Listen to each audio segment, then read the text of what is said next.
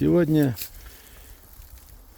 9 ноября, мы находимся возле бывшего селения Миндарюхи.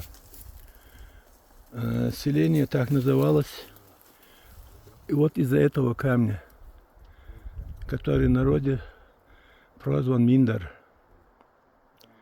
И вот, проходя вдоль этой стены, мы тут обнаружили вот такие рисунки. Они сделаны краской. Такие же рисунки имеются у нас в бывшем селении Терхи. Оттуда в 17-18 годах, когда мы были там в экспедициях, наши друзья, гости из Москвы взяли краску для анализа и в МГУ в лаборатории сделали анализ. И этот анализ показал, что этой краске до 1000 лет. Как минимум такого же периода, такого же времени эти тоже рисунки.